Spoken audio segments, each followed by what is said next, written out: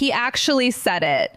He looked directly into the camera, comfortably seated in his chair, and let slip one of the most chilling admissions we have ever heard in the history of this show. He admitted that he considered forcing the sale of the family property behind his wife's back.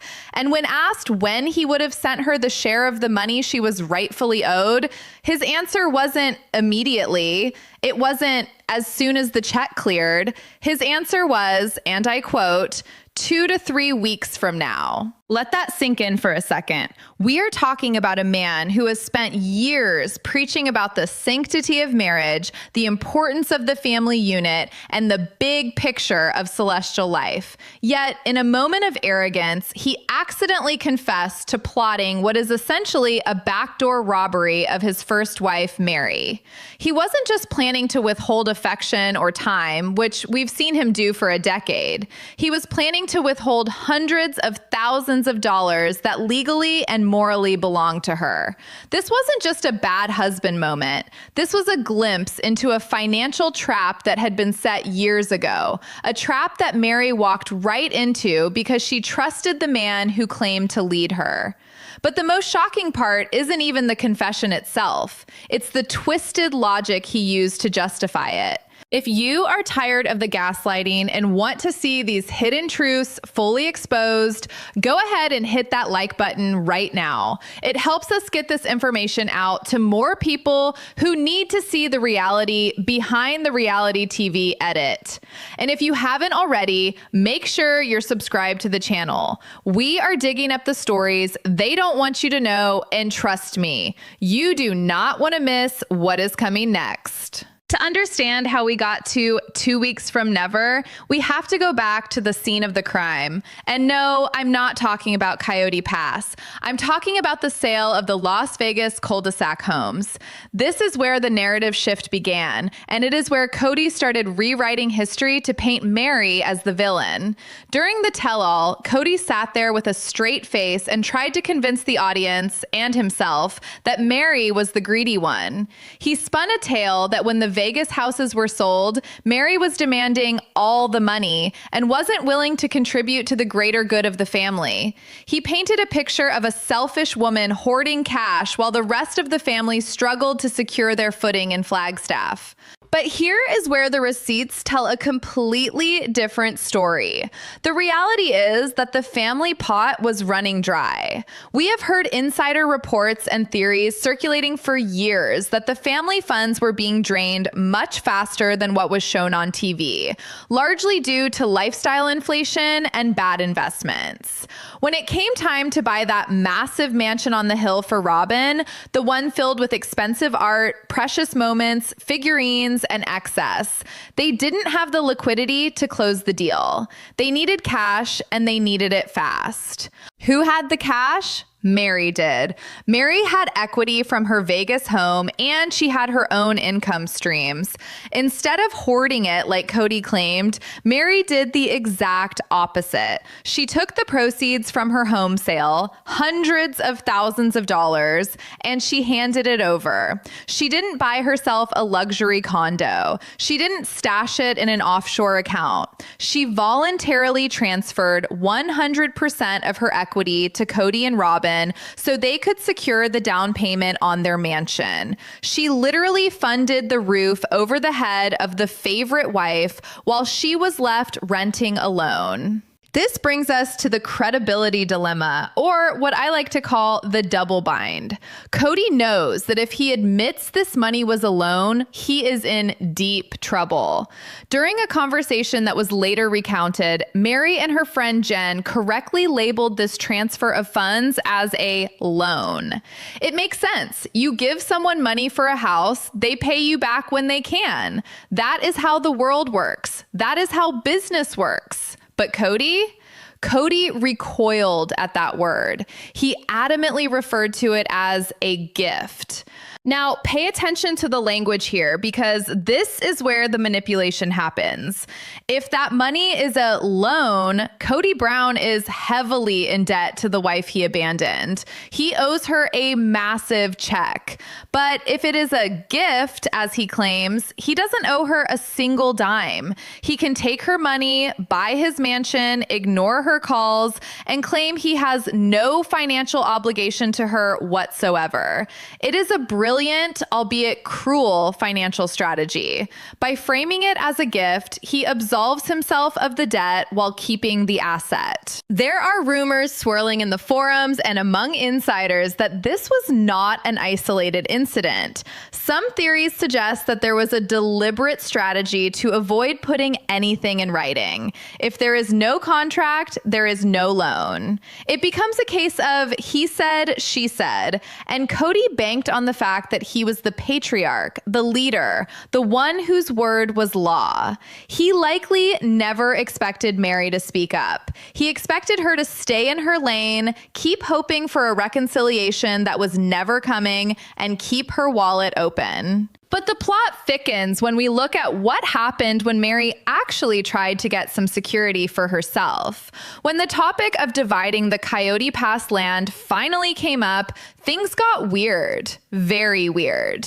MERI had been patient. She had given the money for the mansion. She had waited. And when it was finally time to sort out the property titles so she could perhaps build her own home or at least have an asset to her name, the process came to a screeching halt. Kody and Robyn stopped the title work. Why? Why would you stop the paperwork that would give your wife the land she helped pay for? The alleged reason is absolutely mind-blowing. Reports and conversations from the show indicate that they wanted MERI to sign a non-disclosure agreement, an NDA, before they would proceed. Let's pause on that. You don't ask your wife of 30 years to sign an NDA unless you are terrified of what she knows. You don't ask for a gag order unless there are secrets that could destroy your reputation or your wallet. The speculation here is intense. What was Kody so afraid MERI would talk about? Was it just the bad marriage? Everyone already knew the marriage was bad. That wasn't a secret. The prevailing theory among those who follow the money is that Kody was terrified of a financial audit. If MERI started talking about where the money went, about how the family pot was used, about how her Vegas equity was absorbed into Robyn's estate, it could have opened a Pandora's box. Some exclusive theories suggest that Kody was operating under a fear that if the finances were ever looked at by a forensic accountant, the math wouldn't add up. There is a belief that the family pot was essentially functioning as a personal slush fund for the head of the household, and that MERI's money was used to plug holes in a sinking ship. By demanding an NDA, the theory goes, Kody was trying to legally bind MERI to silence. He was effectively saying, I will give you your land, but only if you promise to never tell the world how much money I actually took from you. This is financial coercion. It is holding an asset hostage, an asset she helped pay for, in exchange for her silence. It creates an escalating stake that goes beyond just relationship drama. This is about professional survival for Kody. If the truth about the gift versus loan and the allocation of funds came out with receipts, his entire narrative of being the benevolent patriarch trying to hold the family together would crumble. He wouldn't just look like a bad husband, he would look like a con artist. And this pressure cooker environment is exactly what led to the slip up. When you are juggling so many lies, when you are trying to keep the gift narrative alive while simultaneously trying to force an NDA, eventually you are going to trip. And Kody tripped hard. He got comfortable. He forgot that the cameras were rolling. Or maybe he just didn't care anymore because he felt untouchable. He sat there and let his guard down. And that is when the 2 weeks from never comment fell out of his mouth. He was discussing the idea of selling off the Coyote Pass property. In his mind, he was the owner. He was the decision maker. He admitted that he had a thought, a plan to sell the land and take the money. And when the interview viewer pressed him on what would happen to Meri's share in that scenario, the mask slipped completely. He didn't say, I would make sure she was taken care of. He didn't say she would get her percentage. He said he wouldn't send it. That statement chills you to the bone because it implies premeditation. It wasn't an emotional reaction in the heat of an argument. It was a calculated thought process. He had run the scenario in his head. Sell the land, take the cash, ghost Meri. The phrase 2 weeks from never is a colloquial way of saying absolutely never. He was admitting that in his heart, he felt entitled to keep her share. He felt entitled to rob her. Why? Because in Kody's rewritten narrative, he is the victim. He convinces himself that because Meri has been difficult or because she hasn't been the loyal wife he demands, she doesn't deserve the money. He justifies the theft by villainizing the victim. It is a classic behavioral flaw, a dark character study of a man who cannot accept accountability. He relies on the ultimate gaslighting pattern. Control the narrative when you have power and rewrite the narrative when you don't. He was betting on the audience not knowing the truth about the down payments and the equity. He was betting on us believing that Meri was just a bitter ex-wife looking for a payout. But the trap he set for Meri ended up snapping shut on him because he underestimated one thing: Meri's meticulous nature.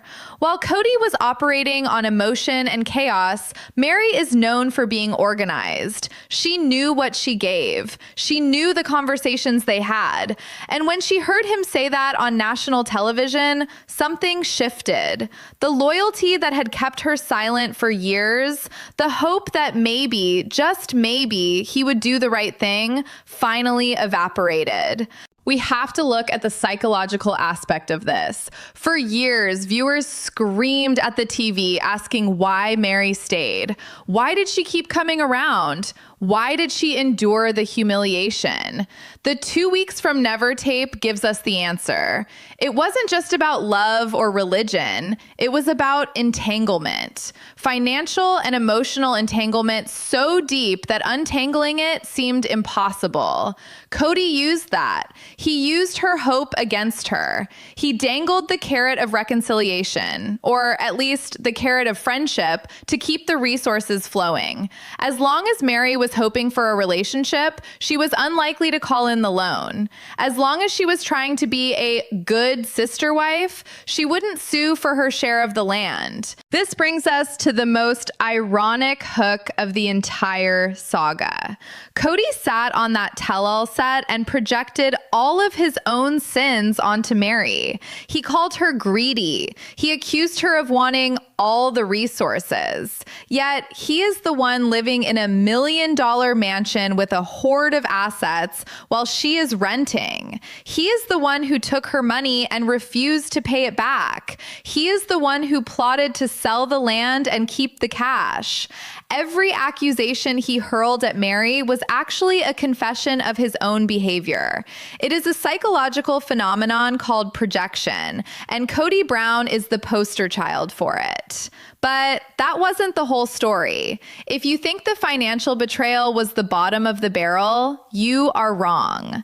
The way he tried to spin the narrative regarding his other wives and the children to justify this theft takes things to an even darker place. And what happened next, when the cameras were off and the real negotiations began, would shock everyone. The moment the cameras stopped rolling on the main season, the real negotiation began, and it wasn't pretty. While the show presents a polished version of family meetings, insiders and rumors suggest that off-camera, the financial discussions were brutal.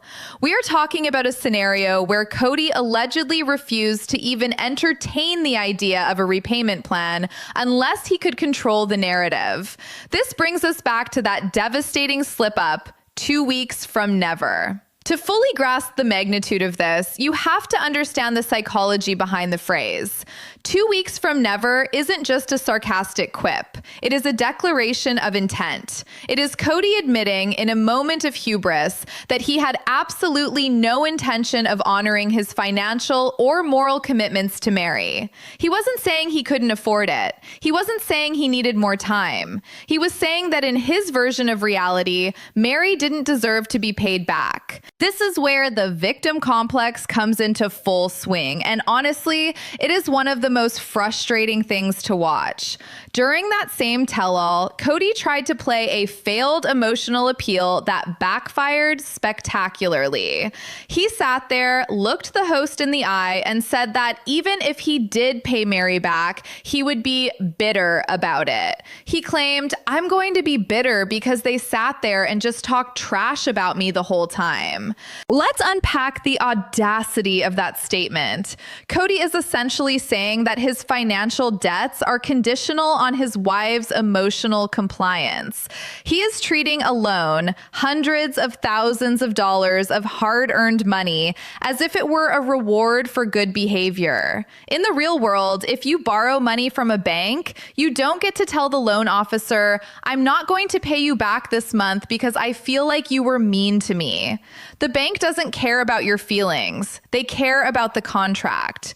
But because Kody avoided written contracts, he believed he could use his emotions as a shield to avoid paying up. He wants sympathy for paying his own debts. He wants the audience to feel bad for him because his ex-wives are finally speaking the truth.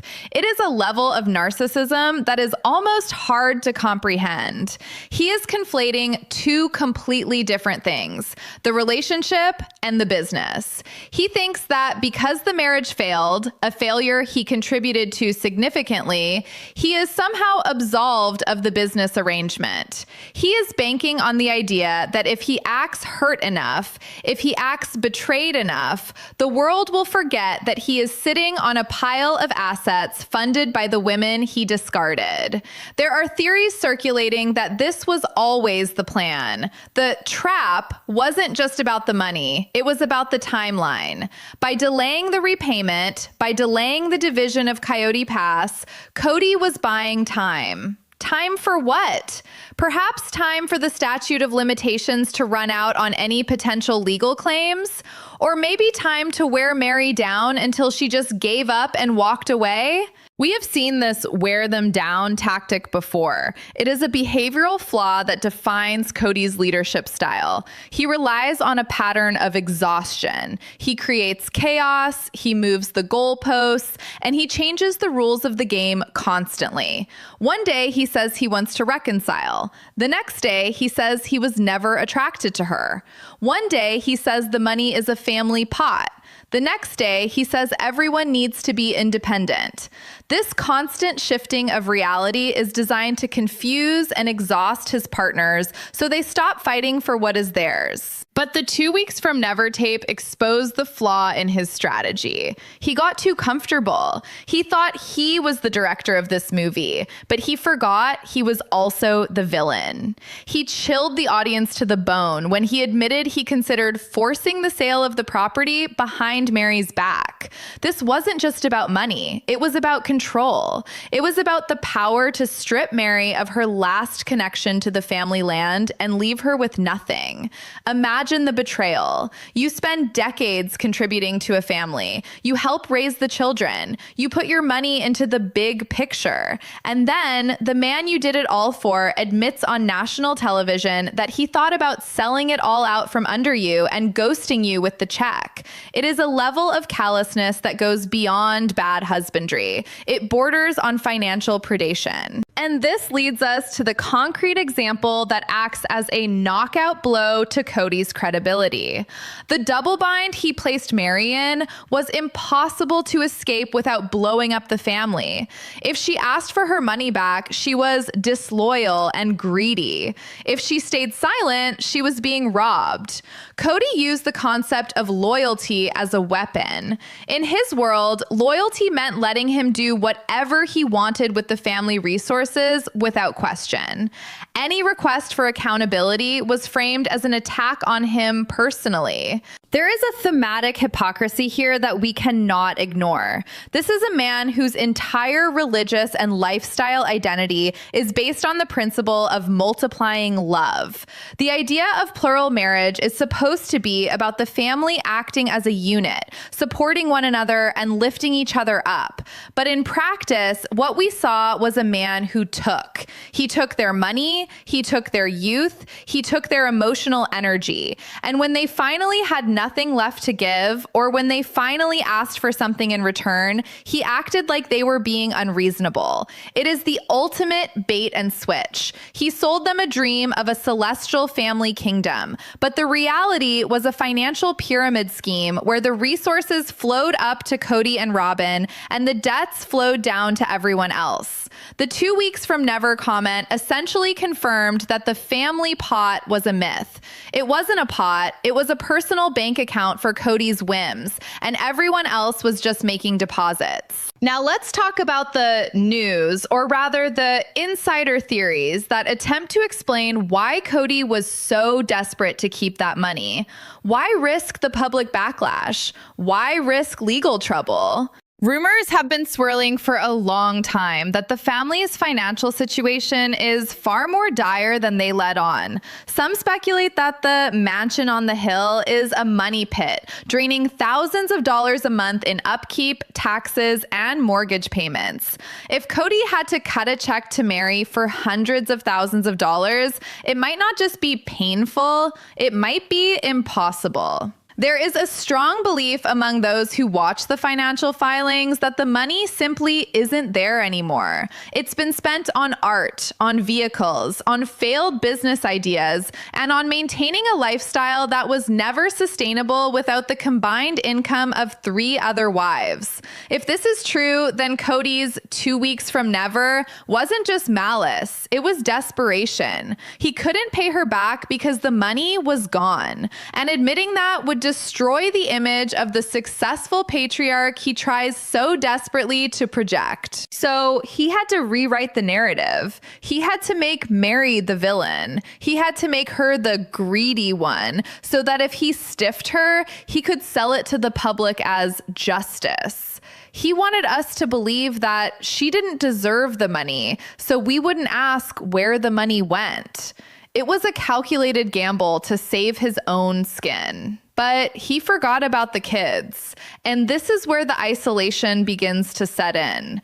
Kody believed his lies would work on the audience, and maybe even on Meri for a while, but his children were watching. His adult children, who are smart, capable, and observant, watched their father rewrite history. They watched him trash their mothers on TV. They watched him hesitate to pay back the debts he owed. This financial manipulation didn't just alienate his wives, it isolated him from almost all of his adult children. They saw the hypocrisy. They saw a father who demanded respect but gave none. They saw a man who preached about family values while plotting to cut their mothers out of their rightful assets. The 2 weeks from never comment wasn't just heard by Meri. It was heard by every single one of his children. And for many of them, it was the final nail in the coffin of their relationship with him. The tragedy here is palpable. Kody sacrificed his relationships with his children and his wives for control and money. And in the end, he is losing both. He is sitting in a house full of stuff, surrounded by expensive clutter. But the people who actually loved him and supported him are gone. The irony is staggering. He wanted to be the king of his castle, but he burned the kingdom down to pay for the throne. But even with all of this exposed, there was still one card left to play. Meri had been silent for a long time. She had protected his secrets. She had respected the privacy of the family finances. But when Kody went on that tell-all and tried to rewrite the past, when he tried to say she was the one who stole from the family, something snapped. The 2 weeks from never tape didn't just expose Kody, it liberated hated MERI. She realized that the contract of silence was void. If he wasn't going to honor his word, she didn't have to honor hers. The consent she had given to keep their financial arrangements private was revoked the moment he lied about them. And what she decided to do next wasn't just about getting her money back. It was about reclaiming her story. She was done being the victim. She was done being the loyal soldier. The stage was set for a confrontation that would change everything. The 2 weeks from never comment was the catalyst, but the explosion that followed would tear down the remaining facade of the Brown family. MERI was ready to bring the receipts. She was ready to prove that the gift was a lie, that the greedy narrative was a fabrication, and that the only person trying to steal from the family was the man at the head of the table. But Kody, in his arrogance, didn't see it coming. He thought he had won. He thought the interview was over, the narrative was set, and he was safe. He had no idea that by opening his mouth and letting his guard down, he had handed his ex-wives the exact weapon they needed to destroy his defense. The fallout from this accidental confession was about to get much, much worse. As the dust settled on the tell-all, viewers were left with a pit in their stomachs. We realized we weren't just watching a breakup. We were watching a heist, a slow-motion, emotional, and financial heist that had been going on for years. And now that we knew the truth, there was no going back. The question wasn't, will they get back together? The question was, will anyone get their money back? And just when you thought the story couldn't get any darker, new details began to emerge about exactly how Kody justified this to himself. The mental gymnastics he performed to convince himself that he was the righteous one in this scenario are truly mind-bending. But that wasn't the whole story. The most disturbing realization we come to is that Kody Brown truly believed he was the victim of his own heist. He had convinced himself that because the family was broken, a break he initiated, the financial rules no longer applied. But this leads us to the most critical turning point in the entire saga, the point of no return. This wasn't just about a bad interview. It was about the destruction of an unspoken contract. For decades, Meri, Janelle, and Christine operated under a code of silence regarding the money. They didn't talk about the disparities. They didn't talk about favoritism. And they certainly didn't talk about the fact that their hard-earned cash was funding a lifestyle they weren't allowed to live. But Kody broke that contract first. By going on national television and lying about Meri's intentions, by painting her as the villain who wanted to bleed him dry, he inadvertently voided her consent to silence. Meri explicitly stated later that she had previously consented to never talk about the finances to protect the family. But once Kody lied on camera, she revoked that consent. She realized that her silence wasn't protecting the family anymore. It was only protecting Kody's wallet and his reputation. This is where the trap he set for her completely backfired. He thought he could bully her into an NDA. Remember that detail? When they finally started talking about dividing the land, the paperwork ground to a halt because Kody wanted a gag order. He wanted legal assurance that Meri would never discuss the financial inequities. But why would an innocent man need an NDA for a property division? You don't ask for a non-disclosure agreement unless you have secrets that could destroy you. Insider theories and legal speculation suggest that Kody was terrified of a specific outcome, a forensic audit. If Meri or Janelle had decided to sue for their share of the family assets, a court could order a forensic accountant to trace every single dollar that went into and out of the quote-unquote family pot. And if that happened, the quote-unquote insider reports claim that it it would reveal a massive funneling of funds directly into assets held solely by Kody and Robyn. We are talking about the down payments, the art, the jewelry, the quote unquote business expenses that never seemed to yield a profit. An NDA was his last line of defense against total exposure. But Meri didn't sign. And because she didn't sign, and because he couldn't help but run his mouth on the tell-all, the truth came out. She brought the receipts. She clarified the timeline. She proved that she gave the money. She proved it was intended as a loan. And she proved that he had no intention of paying it back. The 2 weeks from never comment wasn't a joke. It was a confession of financial infidelity. And who was watching this unravel? The children. This is the part of the story that often gets overlooked in the drama between the adults. The isolation Kody faces now isn't just because his wives left him. It is because his children saw the math. They saw their mothers working hard, selling LuLaRoe, hustling side gigs, and living in rentals or RVs, while their father and his favorite wife lived in a hoarding mansion on the hill. The adult children aren't naive. They consume the same media we do. They see the clips. Imagine being one of Kody's children and hearing your father say he would never pay your mother back the money she lent him. Imagine knowing that your inheritance, your mother's security, and your family's legacy were being held hostage by a man who claims to love you. It creates a rift that cannot be healed with a simple phone call. It fundamentally alters the view of their father from a strict patriarch to a financial predator. Reports suggest that this financial hypocrisy is a major driver behind the estrangement of boys like Pardon and Garrison and the distance from the older girls. They watched him rewrite the family history to justify keeping the assets. They saw him prioritize buying more land and more stuff over paying off the debts to the women who raised them. The 2 weeks from Never tape was the final confirmation that Kody's loyalty was only to himself and the one person who enabled him, Robyn. This brings us to the thematic hypocrisy that defines the end of this era.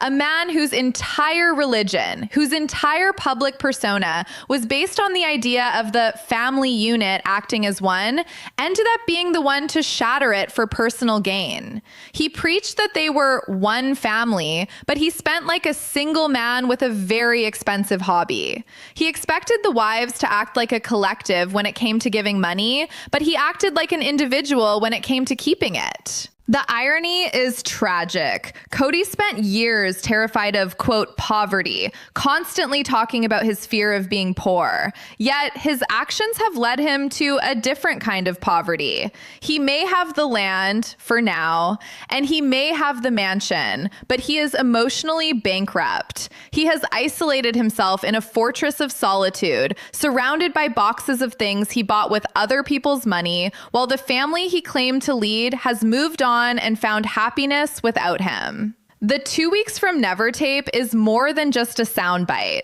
It is the epitaph of the Brown family. It encapsulates the arrogance, the lack of self-awareness, and the fundamental betrayal that caused the collapse of the entire structure. He thought he was being clever. He thought he was being a, quote, hard negotiator. But in reality, he was just revealing the man behind the curtain, a man who would sell out his own history for a few $100,000. As we look at the fallout today, the landscape of Coyote Pass remains empty.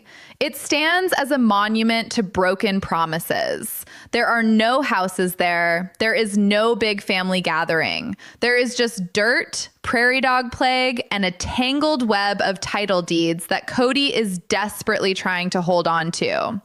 But Meri, Janelle, and Christine have something much more valuable than that dirt. They have their freedom, they have their truth, and they have the support of millions of people who saw through the gaslighting. Kody Brown wanted to keep the money, and he might have succeeded in the short term. He might never write that check, but the cost was everything else. He traded his reputation, his relationship with his children, and the respect of the audience for a debt he refused to pay. He got to keep the cash, but he lost the war. And that is the ultimate reality check. You can rewrite the narrative all you want. You can try to trap your ex-wives with NDAs, and you can sit on a TV set and play the victim. But when the receipts are pulled and the audio is played back, the truth has a funny way of coming out. 2 weeks from never turned into forever alone real quick. We are going to keep digging into these financial records because the story isn't over yet. There are still rumors about what is happening with the remaining land and the potential for lawsuits that could shake the foundation of what's left of Kody's empire. You do not want to miss the updates we have coming down the pipeline. If you enjoyed this deep dive into the truth behind the reality TV edit, please destroy that like button. It really helps the channel grow and allows us to keep exposing these stories. And if you haven't already, make sure you are subscribed with notifications on. We are hacking the algorithm to bring you the real story, the one they tried to hide. Thanks for watching, and I'll see you in the next video.